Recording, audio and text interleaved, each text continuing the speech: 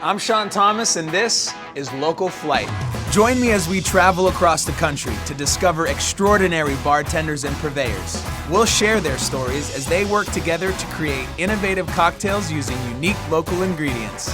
In this episode of Local Flight, we're using Southern California ingredients to create a cocktail worthy of the cultures that make up Los Angeles. In recent years, downtown LA has become the go-to hotspot for art, culture, and cuisine, and the Ace Hotel has all three. This gorgeous, Gothic high-rise was built in 1927 and originally housed Charlie Chaplin's United Artists Theater.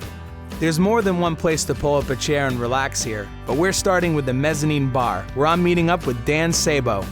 John, Hey, what's up, man? not much, man. It's great to be here. Yeah, I gotta welcome. tell you, the energy down there is incredible. Just walking in, it's a great crowd. It's a great space, man. I have this really unique opportunity since we have LA Chapter, which is a restaurant bar, and then we have the Mezzanine, which is sort of secluded cocktail lounge.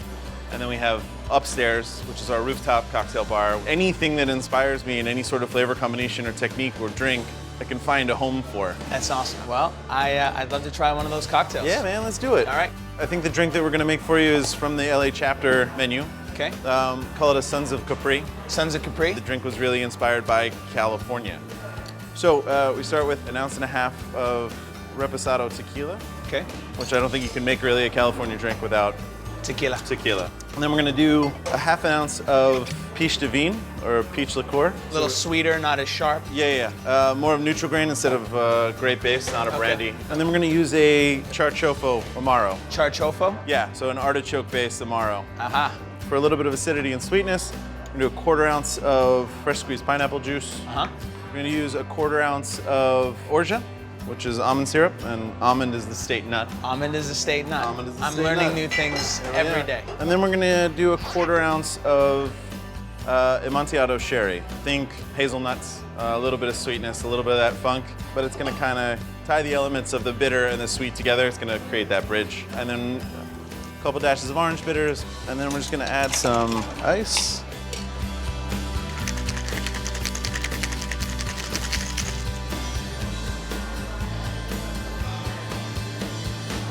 I gotta tell you, I'm starting the season off right. That looks delicious. Then we're gonna give it a, just to really like send that tiki vibe home. Sure. A couple We pineapple. acknowledge the pineapple, and then a couple scrapes of nutmeg. Nice. Just for aromatics on top. I almost don't want to drink it. It looks so good. And there you go. Cheers. Cheers, man. Thank you so Enjoy. much. The aroma's fantastic right Thank off you. the bat. Yeah, I can see what you're going for with that tiki. The sherry dries it out. The pineapple gives it just the right amount of sweetness. I love bitter cocktails. It has that nice bitter finish. Thanks, man. Yeah, I love the fact that you've come to California now from New York to open an amazing place like this in the heart of downtown Los Angeles, and you've captured the essence of California in a cocktail. How about I take you, we go find an ingredient that really pays homage to like the roots of Los Angeles. Okay. We bring it back here and we make a cocktail. Cool, man. Yeah? Great. Let's do it. Sounds good.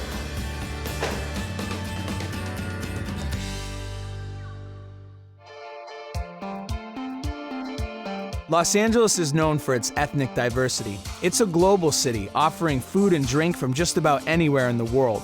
Almost 50% of the city is Hispanic and Latino, and on a hot summer day, exotic handmade popsicles called paletas can be found on just about every street corner. As opposed to the factory-made versions found in every supermarket and corner store, Los Alpes, a family-owned business in Huntington Park, hand makes theirs fresh daily using natural exotic ingredients. We're meeting up with Maria Soto, the owner of this 36-year-old institution. It looks great. It's amazing how many flavors you have. We take advantage of that. We're in California. A lot of great produce. It's like one- there's a one lot of, season a lot here. of produce here. Yeah. And a lot of fruit, so you're able to find almost everything here. You're each trying the my mamey. Let me goodness. give you. Yeah, okay. This is a fruit. All this color actually comes from the fruit itself, the mamey Yes. itself. It's one of those fruits that like tastes like 4 different things At that I one know, time. and I just can't. That's great. Yeah, I mean, it's delicious. Put this one down and try the next one. Unfortunately, yeah, I guess we will. The best-selling one would probably be the mango con chile. Can I go All right. Chile? Yeah. Cheers, man. I mean, that's just all. That's like all the things. Sweet, spicy, Savory. It's got all of it a going little on. salt. You know, it's a very, very simple process. We start out by simply starting with fruit, chopping it up, adding sugar, salt in some cases, chili, depending on which one it is, cream, a little bit of water, and then brining them. The brine is where the molds go in and they actually freeze in there. It's salt and water that they sit on, and that's where they freeze. Sticking the stick in there and bagging them, and they're ready to go. So pretty simple process, Yeah. and they're bagged, and from there to here. This is it. This is our flavor combination. Okay. But I have an idea of a way to sort of encapsulate even more of Los Angeles. All right. Yeah? Lead the way. Thank you, Maria, guys. Thank you so much. Muchas gracias. Thank you very De much. nada. back. Enjoy. All right. Thank you. Bye. Bye-bye. Southern California as a whole is home to the largest Vietnamese population outside of Vietnam. In Irwindale, David Tran has made a name for himself, manufacturing what is quickly becoming the nation's favorite hot sauce, sriracha. David came from Vietnam on a freighter with 3,000 other refugees in the late 70s and started by selling his sauce out of buckets to restaurants in Chinatown. Now, Hoi Fong Rooster Sauce, named after the freighter, sells over 20 million bottles a year and is one of the most recognizable and beloved condiments in the world. We're meeting up with Sabrina Martinez to learn more about this storied institution. Pepper season is between August and November, depending on our harvest. During that time, we receive about 100 million pounds of peppers. So when they're picked off the ground, between 2 to 4 hours from picking, they arrive here fresh. Once the peppers are all ground, they travel through our pipelines to our mixers. In those mixers, the base for all 3 products are made. All right. This is the base for all your sauces? The base for all 3 of our products, so whatever different product you're making, additional ingredients will be added and the sauce is made. Awesome. Every step of the process happens right here. Even the bottles get manufactured and printed inside the factory before they get filled. So once our bottles are blow molded and silk screen pressed, they get filled, capped, and then sent on their way to be packaged. There it is. There's that bottle. So many blue bottles. So many. Yep. Too many to count, right? Too many to count? Too many to count. We don't even keep a count. So, Wow. yeah. That many. That many. Armed with a giant bottle of rooster sauce and the inspiration from the mango chili paleta, I'm excited to see how Dan is going to use these in a cocktail upstairs at the Ace. All right, Dan. All We right, are man. back. Sriracha Cool. in hand. Here we go. I'm interested to see what you're gonna do with this guy. Yeah. Should we dig in? Yeah, let's do it. All right, let's do it. So I think instead of just doing like mango and chili, we kind of want to do like a mango fruit punch with a little bit of spice and a kick to it. I love it. So I think the best way to start with that is with a pear Grey Goose Le Pois. Sure. Clean, Yeah. clean slate with a little bit of subtle pear flavor. We're adding sort of a really nice off-dry pear base to it, which I think plays well with the mango. Agreed. So we'll start with 1.5 ounces of that. Okay. And then what we're gonna do is we made some fresh mango puree.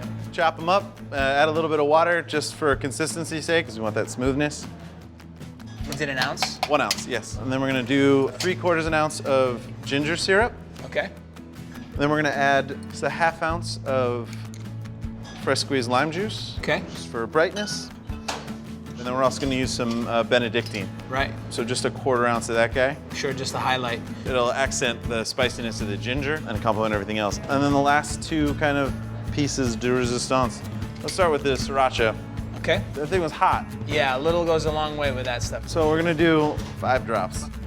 And then, because we want a little bit of that kind of umami that we had, Yep. that savory Accentuate that was that coming out of salt. there, just a pinch of some sea salt. That's some fancy salt, man. It's fancy salt, Comes it's got in a little tin. tin. It's a way to keep us from wasting too I love much. it. I love it. And then the last thing, just to up that sort of savory, but add a little bit of the dark sweetness, we're just gonna add a dash of Aztec chocolate or mole bitters. Just Mole bitters. Nice. ice.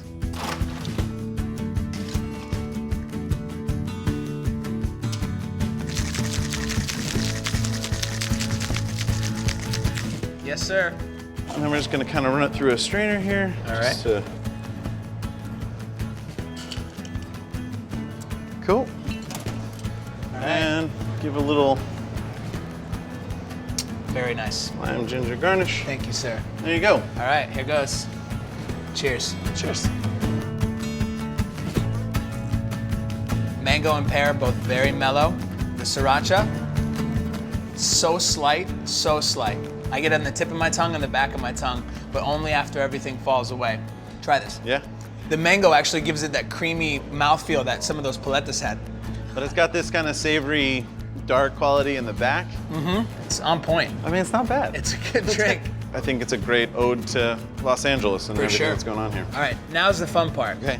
It's time to take what we've created here, everything that is Los Angeles, and we have to name this drink. No pressure. No pressure at all. Well, we could go in a very classic direction. We could try to name it after some Los Angeles landmark or street. But I got to tell you, I have immediate associations with mango. The character. Played by From Chris Kattan from SNL. I It was know like the the greatest skit well. character of all time. Yeah. Can you tell a rainbow to stop being a rainbow?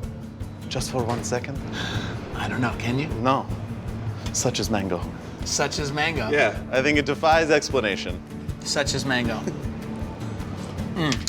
Dan, I want to thank you for coming along with me on this journey. Dude, thank you for having me. Thank you for your talent, your expertise. Beautiful bar. This has been amazing. It's a great way to kick off the season. So Yeah, well, thanks so much. my Been a real pleasure. pleasure. Man. Cheers. Yeah. I'll see you around. See you soon. All right, Dan. Bye. Bye. Join me next week in San Francisco, where East meets West.